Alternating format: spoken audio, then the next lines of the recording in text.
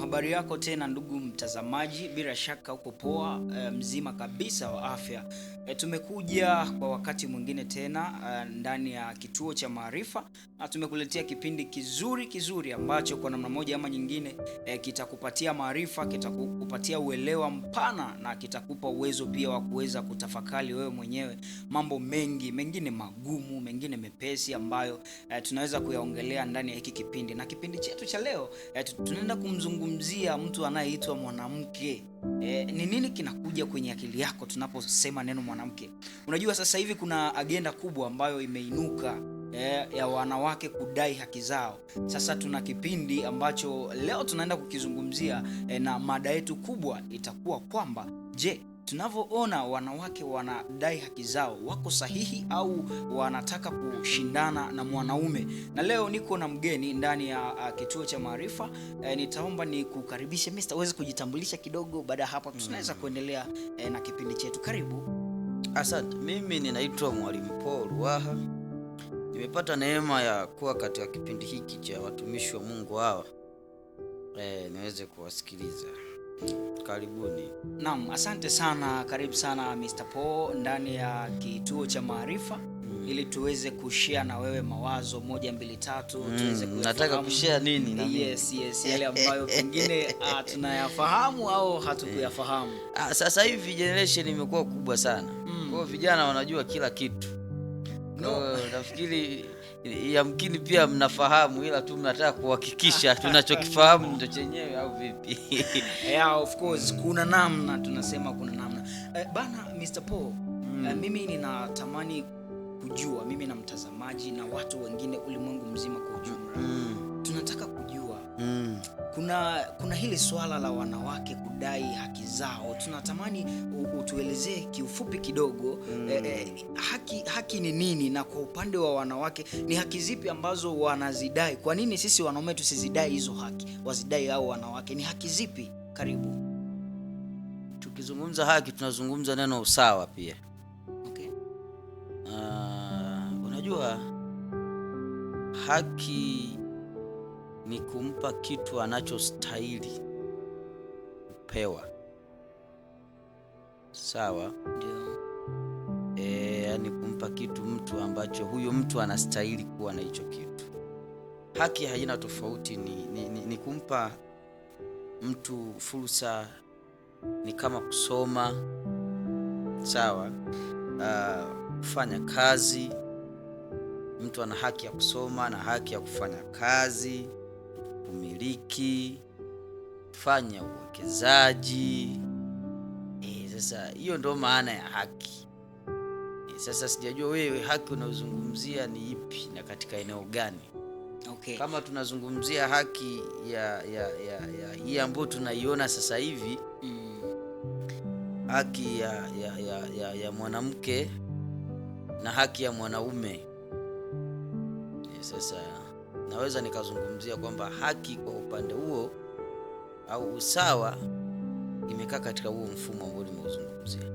Naam, asante, nashukuru. Naona nimepata swali lingine kutokana na maelezo yako, na nataka ni flashback nyuma kidogo, muangalie mwanamke wa kipindi cha nyuma na mwanamke wa kipindi cha sasa katika kudai haki. Unajua kipindi cha nyuma kulikuwa kuna haki ambazo wanawake walikuwa wakizidai, ambazo sasa hivi wamezipata, wanadai zingine. Nitakutolea mfano. Kipindi cha nyuma kulikuwa kuna habari ambayo wengi waliita ni ubaguzi, sina uhakika sana. Kulikuwa kuna habari ya kwamba mwanaume peke yake ndo anatakiwa aende shule, mwanamke asiende shule. Wanawake wakaja na agenda kudai haki ya kwenda shule, wakaipata. Kulikuwa kuna agenda kwamba kiongozi anatakiwa kuwa tu mwanaume, mtu anayeweza kusimamia kundi la watu ni mwanaume.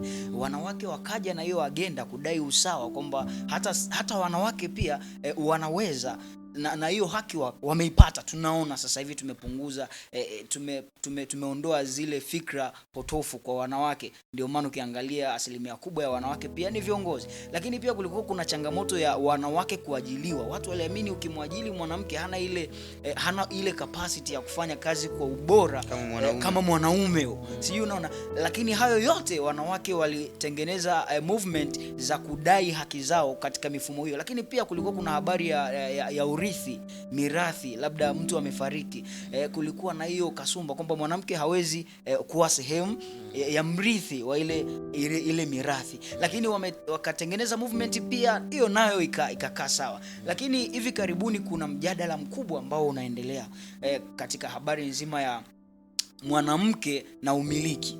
Imekuja kutokea changamoto kubwa kwamba wanaume peke yetu ndio tumekuwa kama sehemu kubwa ya umiliki. Tunamiliki magari kwa majina yetu, tunamiliki nyumba kwa majina yetu, yani kila kitu tunamiliki kwa majina yetu. Sasa unaona kutakuwa kuna changamoto gani kama tukimpa nafasi mwanamke pia na yeye basi akamiliki vitu vyake kwa majina yake, kama ambavyo mimi mwanaume naweza nikamiliki vitu kwa majina yangu hata nikiwa nimemuoa? Kuna shida gani tukimwachia yeye basi amiliki pia kama vile ambavyo na mimi ninamiliki? Ndio tunapolileta hii swala la haki kwenye jamii ya kawaida, mwanamke ana haki na mwanaume ana haki. Kwa kila anachokipata mwanaume ndicho anachotakiwa kupata mwanamke. Lakini tunapoichukua haki tunaileta kwenye familia, kwenye familia hakuna haki. Kuna haki lakini hakuna usawa. Tunaita 50 kwa 50. Liko 50 labda kwa 20 au kwa 10, lakini sio 50 kwa 50. Kwa haki tunayozungumzia hapa, au haki ambayo mimi ninaiona mwanamke anatakiwa awe nayo, ni haki ya, kama nilivyozungumza, na haki ya elimu. Of course wanawake walipambana. Zamani kulikuwa kuna mfumo dume. Mfumo dume ndio ulikuwa unawatesa. Baadaye Mungu akaleka maarifa, au tukawa tuna viongozi ambao wakaja kutengua huo mfumo dume. Na ndio maana tunamuona rais wa kike sasa hivi. Lakini haijawahi tokea Tanzania ikapata rais wa kike, ila imekuja kupata rais wa kike kipindi hichi, na tunaona anatuongoza tu, yuko vizuri. Sasa tunapozungumza haki, ndo haki kama hizo. Tunaona sasa hivi ukienda hospitalini tuna madaktari wa kike, ukienda shuleni kuna walimu wa kike. So watu wanawake walikuwa wanakaa nyumbani kwa ajili ya kukaa nyumbani, kulea watoto, kuangalia, kuzaa, basi walikuwa hawawezi kutoka. Lakini sasa hivi tunaona hadi wanawake wanaendesha mabasi makubwa. Kwa hiyo wanawake wanaweza kwa kiasi chake, lakini katika kuweza ni maisha ya kawaida, lifestyle ya kawaida, lakini sio kwenye familia. Tunapozungumzia Biblia, inapozungumza kwa vitabu vya dini vinapozungumza kwa ajili ya msaidizi, inazungumza ni mtu ambaye anasaidia mtu aliye juu yake. Okay. Umeshaelewa? Mtu anamsaidia mtu aliye juu yake. President akitoka hapa leo akienda Marekani, anakaimu madaraka kwa nani? Kwa makamu wa rais. Ina maana makamu wa rais akiwepo na rais bado hajaqualify kuwa rais, wakati rais yupo bado ni makamu wa rais. Umenielewa ndugu mwandishi? Kwa hiyo tunapozungumzia haki kwenye ndoa ni makosa makubwa, na mwanamke anayedai haki kwenye ndoa ni mwanamke asiyetambua nini thamani ya ndoa. Anashindwa kuelewa kwa nini yupo kwenye ndoa. Umeshaelewa? Anachotakiwa yeye kudai haki ya maisha yake. Amedhulumiwa, ameonewa, amenyanyaswa kijinsia. Umeshaelewa? Hapo tutamuelewa. Lakini akija, kwa sababu sasa hivi unajua kwamba mwanamke hana dini wala hana kabila. Ukija kimuktadha, okay, mwanamke hana dini wala hana kabila. Okay. Huyu mtu asiyekuwa na dini, asiyekuwa na kabila, hawezi kuwa na umiliki. Okay. Na ndio maana mwanamke akikaa peke yake tu, ana maisha yake peke yake tu, ana maisha yake tu, ana kila kitu, bado kuna thamani, kuna kitu kinakosekana kwake, kuna kitu kinakuwa kimepungua. Okay. Umeelewa? Kuna kitu bado kinakuwa kimepungua, ingawa huyu mtu ana kila kitu, lakini bado kuna kitu kimepungua. kwenye maisha yake. Kutokana na ule kutokana na mfumo Mungu amemuumba mwanamke kuwa chini ya mwanaume. Okay. Na ndio maana kwenye mwanaume, kwa mwanamke kuna neno man, lakini kwa mwanaume hakuna neno woman. Kwa mwanamke kuna neno man, lakini kwa mwanaume hakuna woman. Hakuna woman. Okay. Okay. Umeshaelewa mpaka hapo? Kwa nini? Kwa sababu huyu ameumbwa kuwa chini ya. Kwa hatukatai wanawake kumiliki, lakini wanamiliki chini. Mwanamke ambaye yupo sasa hivi ananisikiliza, asije akaacha kumiliki kwa sababu hajaolewa. Wewe kama hujaolewa, endelea tu kumiliki kwa majina yako, endelea kumiliki. Kuna wanawake wengine wanamiliki kwa majina ya wazazi wao. Sawa kabisa. Yes, ndio. Si umeshaelewa? Yes, kwani hatuoni? Na ndio maana mwanamke sasa hivi akiolewa, kama anaitwa Esther fulani fulani, ubini unabadilika, anaitwa ukoo wa mwanaume, sio ukoo wa kwao, kwa sababu yuko chini ya. Wewe ushawahi kujiuliza kwa nini watoto wanaitwa ukoo wa mwanaume sio ukoo wa mwanamke? Na mtoto yoyote yule aliyoitika jina la ukoo wa mwanamke, automatically kama ni mwanaume hana umiliki. Okay. Hana umiliki. Mtoto yoyote yule ambaye ameitiwa jina upande wa mwanaume au upande wa mwanamke hana umiliki. Okay. Kwa sababu tutakutambuaje wewe ni mmiliki wa fulani? Tutakutambuaje wewe ni mtu wa fulani? Kwa sababu ya umiliki wa jina. Mimi naitwa Paul Ruaha. Ruaha ni nani? Ruaha ndo mizizi. Umeshaelewa? Ruaha ndo mizizi. Ruaha ndo mzizi, ndo chimbuko. Okay. Sawa kabisa. Kwa hiyo wakija leo hii wanatafuta chimbuko la Ruaha liko wapi? Liko vipi? Na ndio maana mwanamke akifa anazikwa upande wa mwanaume, sio upande wa mwanamke, sio upande wao. Kwa nini? Kwa sababu yeye ni hatimiliki ya mwanaume. Kwa hiyo mwanamke ni hatimiliki ya mwanaume.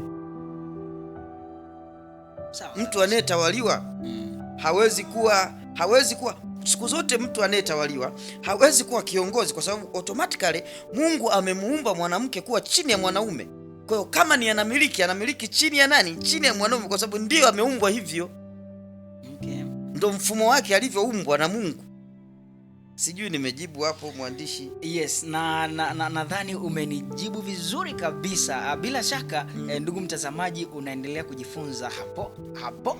Mshikilia hapo usitoke. Ninachoendelea kukusini kuendelea kusubscribe, lakini kushare na wenzako akaunti hii ya Kituo cha Maarifa, ili waweze kuendelea kupata elimu hizi, ziwe karibu nao, wasikae mbali. Lakini naomba niweze kuendelea. Nitaanzia hapo Mr. Paul.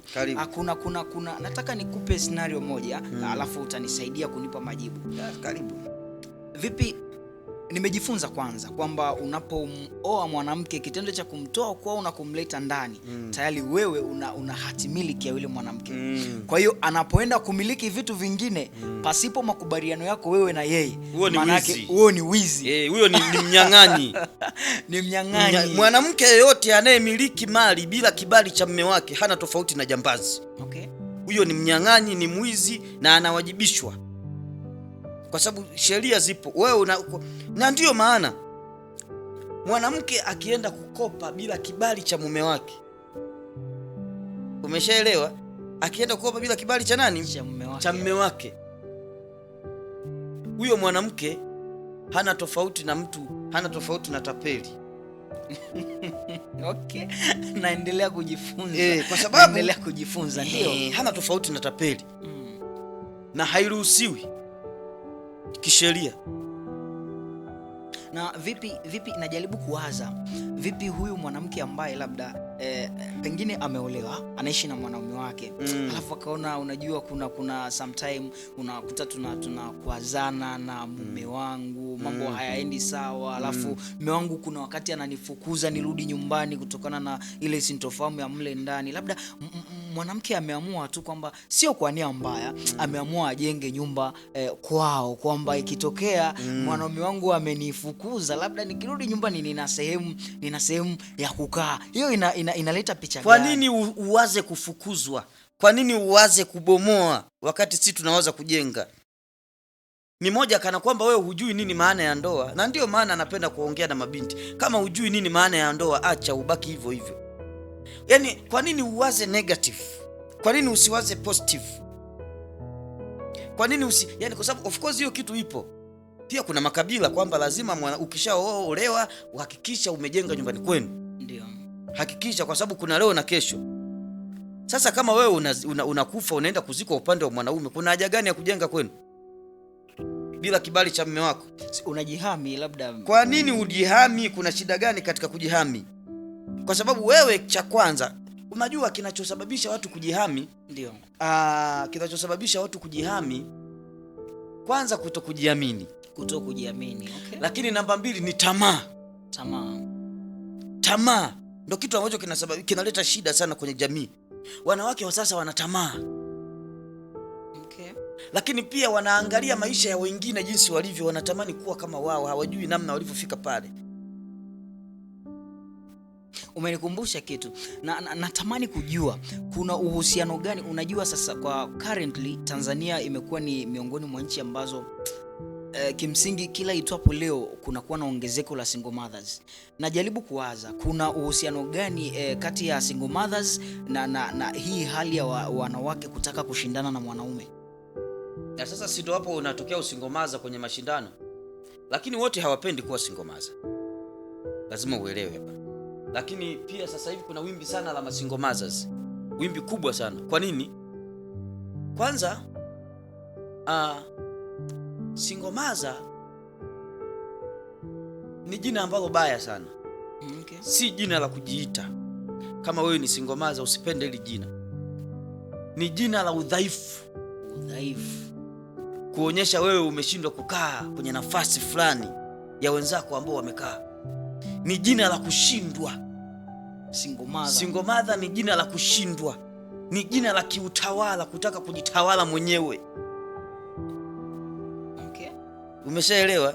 Labda itokee for mistake kwamba unajua kuna mjane na kuna single mother na kuna yatima. Single mother ni yule mtu ambaye amezaa na mtu na yule mtu aliyezaa naye yupo. Ndio.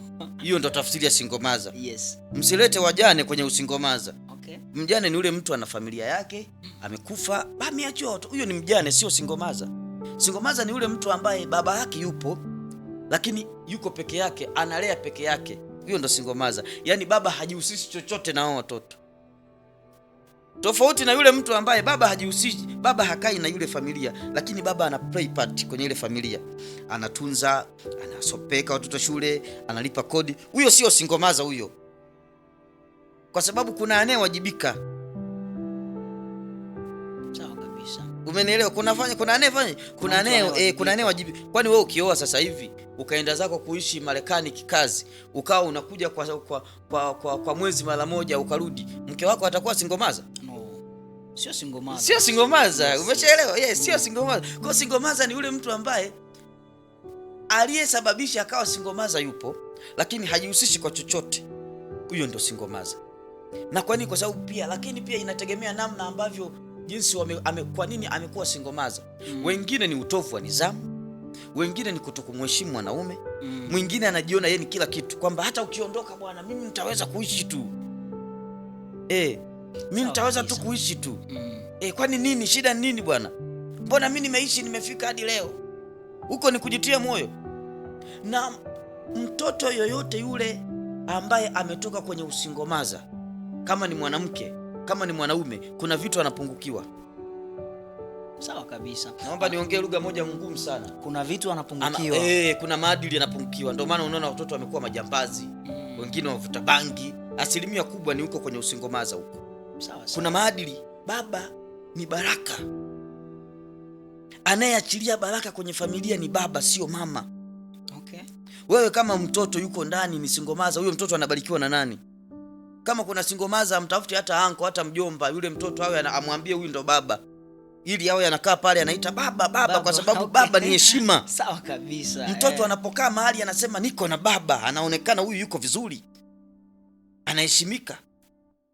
Mtoto aliyekosa baba amekosa malezi muhimu sana kwenye familia. Na ndio maana ukioa mwanamke ambaye hajalelewa na baba ni kazi sana, kwa sababu huyo mwanamke anakuwa ana 95% ya kutokuwa na nidhamu ya kumheshimu mwanaume. Okay. Ndani mwake ana maumivu ya kuwachukia wanaume, kwa sababu kila siku mama anampa sumu kali. Wanaume ni wabaya bwana. Si unaona mimi ninavyohangaika? Au soma, mimi nateseka, napambana. Baba yenu yuko wapi sasa hivi? Na asilimia kubwa wazazi wakishagombana au wakishatengana hawasemi maneno mazuri kwa watoto, wanatamka maneno mabaya kwa watoto. Kwa the end of the day mtoto anakuwa ana chuki. Na ndio maana sasa hivi wanaume wanaitwa majina mabaya sana, wanaitwa mbwa, mara wanaitwa paka, mara wanaitwa nini, mara wanaitwa vitu. Kwa sababu gani? Kwa sababu mimi sio mbwa, lakini yani ndio namna hiyo wanaume ambavyo wanaitwa. Sawa. Ndio maana sasa utakuta mtu anaitwa hivyo. Ni kwa sababu gani? Ni kwa sababu ya mfumo amekuta hivyo. Anaitwa mbwa. Okay. Lakini ameshindwa kuelewa kwamba kukosea kupo, ila wewe ndio umetaka kukosea. Kwa tusiwaingize watoto kwenye makosa yetu. Kama baba yupo, mpeleke, mpe nafasi ya mtoto kuonana na baba yake. Asante. Niko najaribu kuwaza. Asante, umenipa vitu vipi ambavyo sikuwa na ufahamu navyo. Lakini wakati unaendelea kuzungumza, kuna jambo lingine nimelipata nikatamani kuuliza. Unajua, tunamwongelea mwanamke katika hiyo scenario, lakini niko najaribu kuangalia upande wetu sisi wanaume.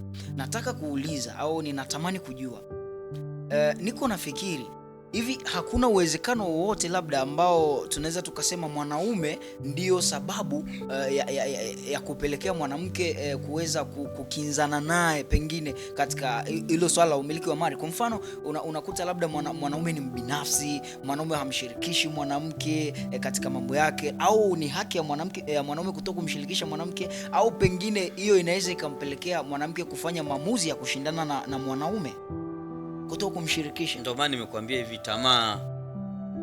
Kama mwanaume umshirikishi mke wako, wewe ni una ubinafsi na ni roho mbaya. Wewe hauna sifa ya kuwa kiongozi, hauna sifa ya kuwa baba. Na kama mwanamke unataka tu wewe una mambo yako tu mwenyewe, unafanya mambo yako, wewe ni una ubinafsi, hauna sifa ya kuwa mama, hauna sifa ya kuwa mzazi. Umenielewa? Hauna sifa ya kuwa nini? Ya kuwa mzazi, kwa sababu wewe una ubinafsi. Wewe hauna tofauti na mwizi.